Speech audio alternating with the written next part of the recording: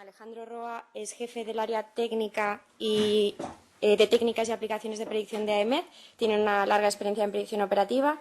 Ha trabajado durante 5 años como jefe de turno del Sistema Nacional de Predicción. Así que, Alejandro, todo tuyo. Bueno, pues antes que nada empezamos por una precisión terminológica, que es que en español cuando hablamos de tormenta implica necesariamente que hay aparato eléctrico. Equivale a thunderstorm en inglés y no simplemente a storm. Storm se podría traducir más bien por tempestad. La actividad eléctrica de las tormentas es consecuencia de las fuertes corrientes ascendentes y descendentes que hay dentro de ellas, que separan las cargas eléctricas de las moléculas. Y estas descargas que pueden ser luego de nube a nube o de nube a tierra. El lenguaje corriente a veces se distingue como relámpago las de nube a nube y como rayo las de nube a tierra, pero también hay otras interpretaciones que como llamar relámpago simplemente a la luz del rayo, ¿no? Pero bueno, eso es el lenguaje corriente. Y por otra parte, las descargas, tanto las de entre nubes como de nube a tierra, no son descargas simples, sino que son ramificadas. Incluso aunque al ojo le pueda parecer muchas veces una sola descarga eléctrica, realmente lo que ocurre es que hay unos canales de descarga por los cuales en un breve plazo, imperceptible para el ojo humano, pues ocurren varios golpes, ¿no? Varias descargas. Y estas descargas a su vez pueden ser positivas o negativas según cómo esté la relación de cargas entre la nube y la tierra. Ya no entramos en más detalle porque esto sería muy complejo, ¿no? No consigo yo.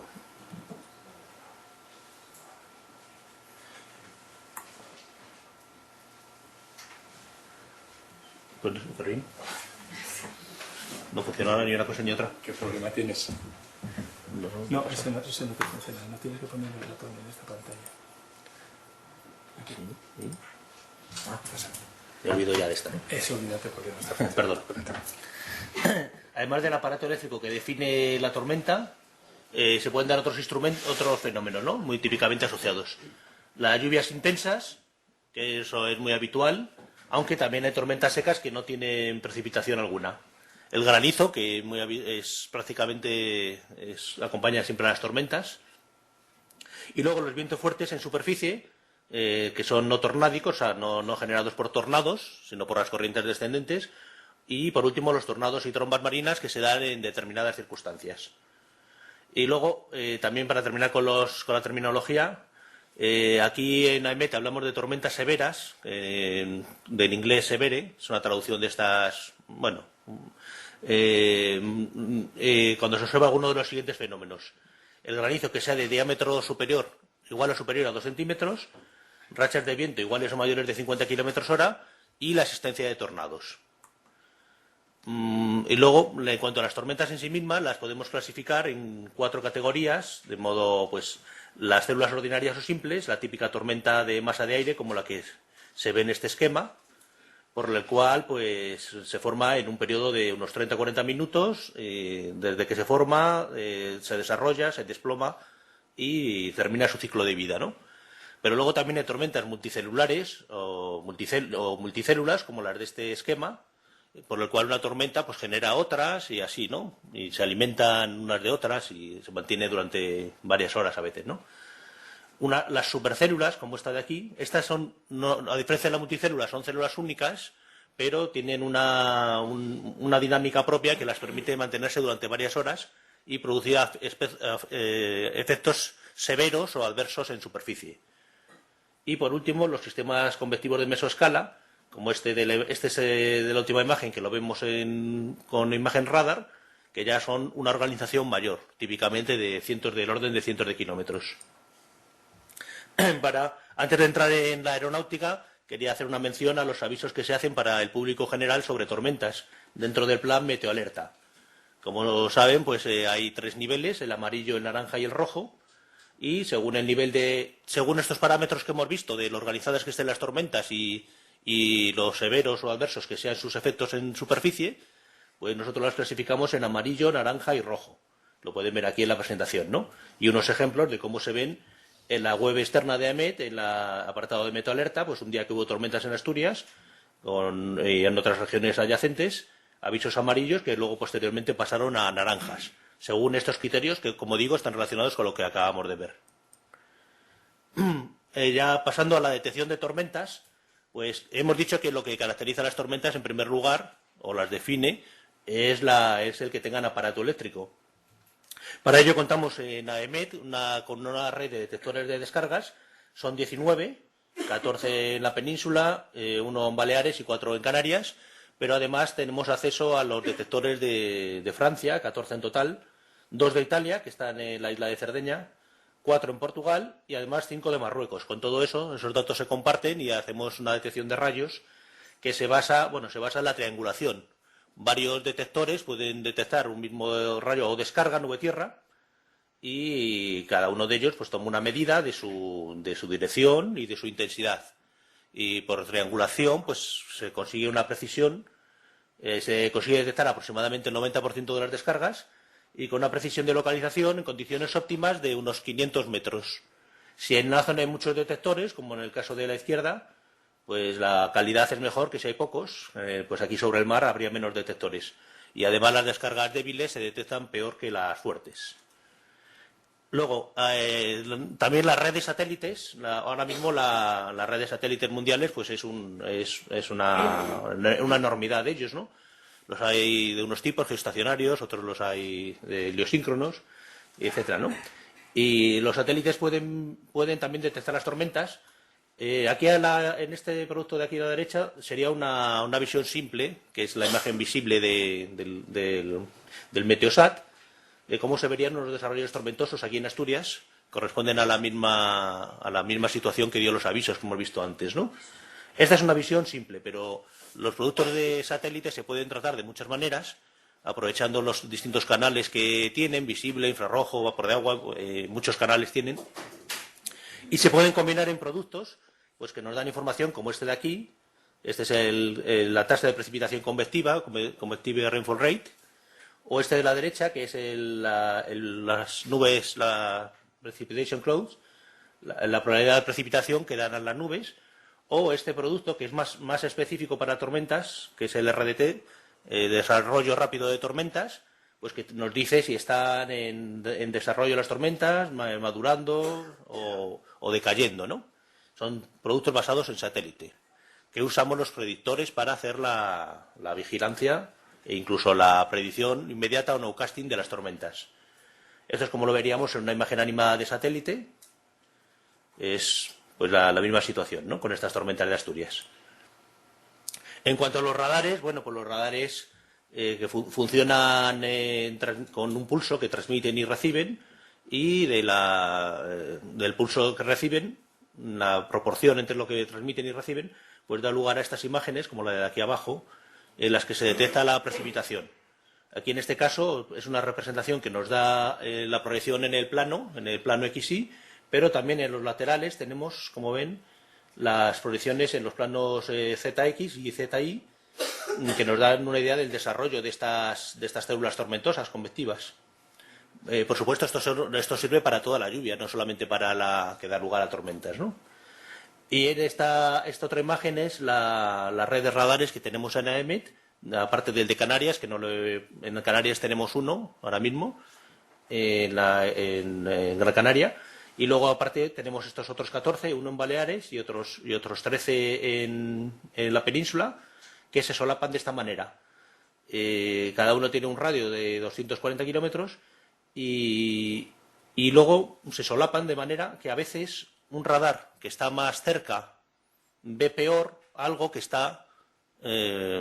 otro que el radar que está más lejos, porque hay por las ocultaciones holográficas, los obstáculos de todo tipo, ¿no?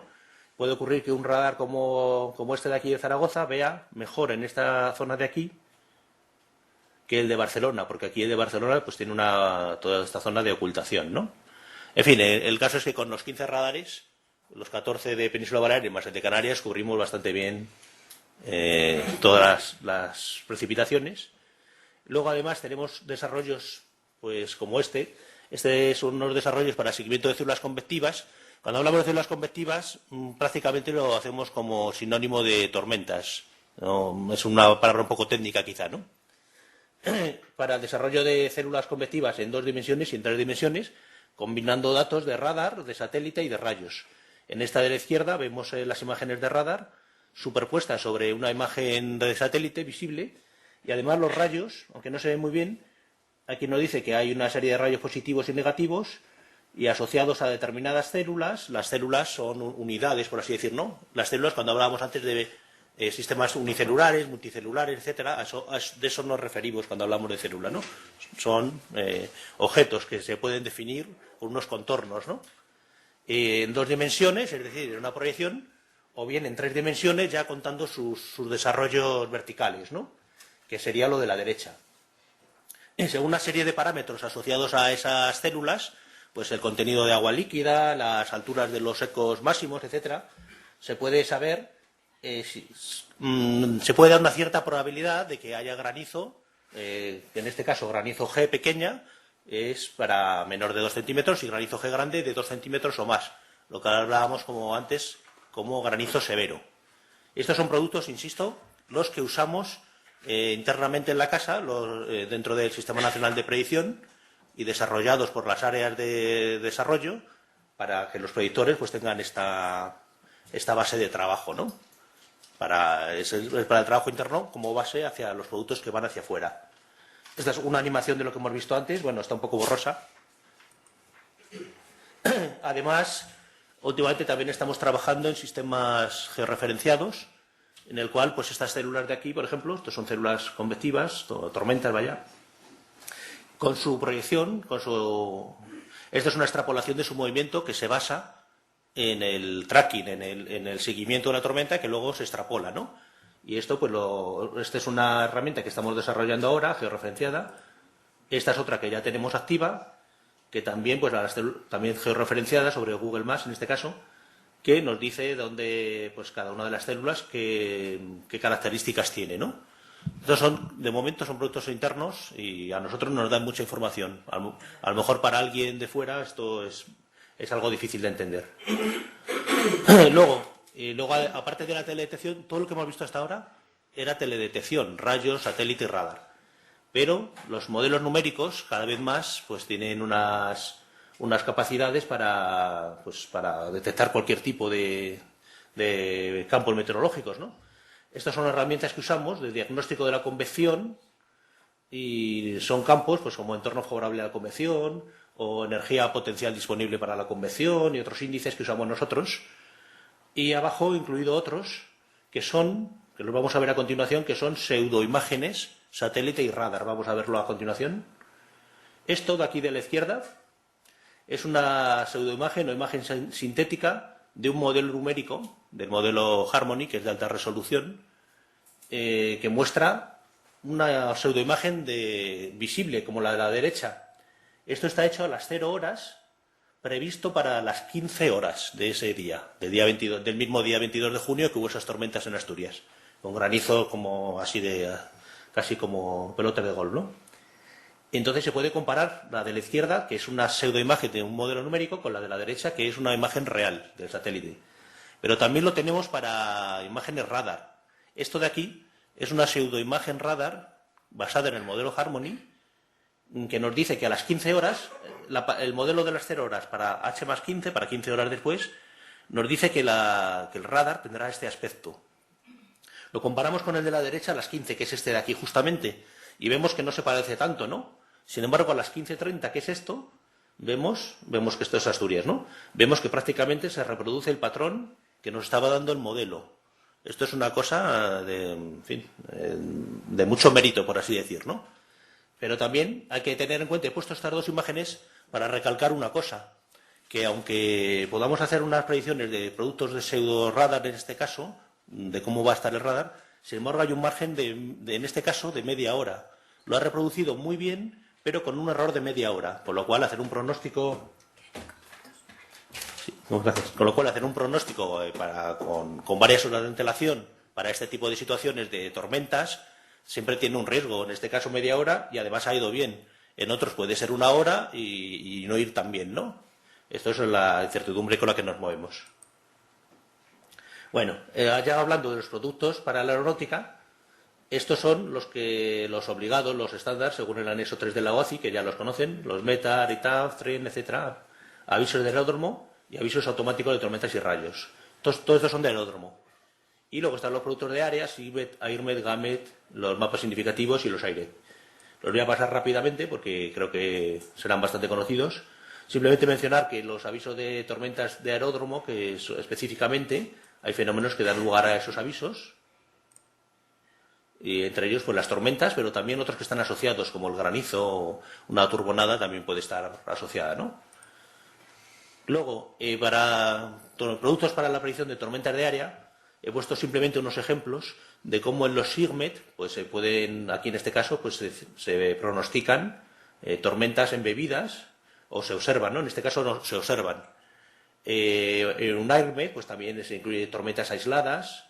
En el GAMET, pues en este caso, pues también se mencionan las tormentas, ¿no? Es decir, en todos los productos obligados para aeródromo y para área, pues ya se incluye pronósticos de tormentas. Este es el mapa significativo de baja cota, que equivale gráficamente al GAMET, en el cual también pues se mencionan las tormentas, en este caso, ¿no? Y esta es la tabla de símbolos asociada a la imagen anterior, que también pues la tormenta, como se ve, se pone en primer lugar. Y luego pues hay la turbulencia moderada o fuerte, también puede estar asociada a las tormentas, lo mismo que otros efectos, ¿no? Engelamiento, etcétera, ¿no? Luego, además de estos productos, se hacen desde hace años unos avisos automáticos de tormentas y rayos. Los de avisos de rayos, bueno, son avisos de rayos observados, o sea, no son previstos, ¿no? Dentro de unos círculos de 25, de 8 y de 5 kilómetros, de prealerta, alerta y alerta máxima, ¿no? Tienen este formato y esta cabecera, VVSP61, y se envían pues a los aeropuertos, ¿no? A las oficinas de AENA, y también se reciben en las oficinas meteorológicas. Tienen, bueno, aquí lo tienen detallado lo que significa, y un ejemplo, pues, de un día que en el aeropuerto de Sabadell, pues, se dio a determinada hora una situación de prealerta dentro de un círculo de 25 kilómetros, luego de alerta de círculo de 8 kilómetros, porque ya se estaban detectando rayos en ese círculo, y luego ya pasó a la situación normal cuando se dejaron de detectar rayos. Podría haber puesto también uno de alerta máxima en el círculo de 5 kilómetros. Esto se refiere sobre todo, estas alertas son para las operaciones en tierra, por ejemplo el repostaje, por el peligro que tienen los rayos, ¿no? Y luego hay otros avisos que son de tormentas previstas en la próxima media hora, estas en un círculo de 25 kilómetros alrededor del aeródromo, y se basa en la extrapolación de los movimientos de las células tormentosas, eso que hemos visto antes, esas líneas que dibujan el desplazamiento.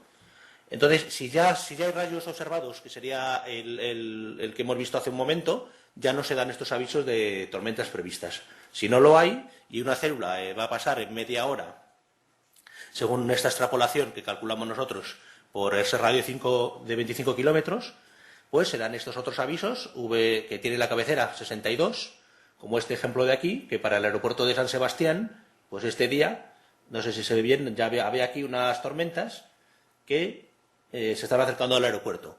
Y esto se da, aquí se utiliza la combinación de datos de radar y de rayos, por ejemplo, decíamos antes que cuando el radar cubre más o menos toda la península, pero a veces hay ocultaciones y observamos rayos en una zona donde están cayendo rayos, pero no vemos lluvia asociados a ellos. Puede ser porque el radar o porque no funciona el radar ese día, o porque hay ocultaciones, o por muchos otros motivos.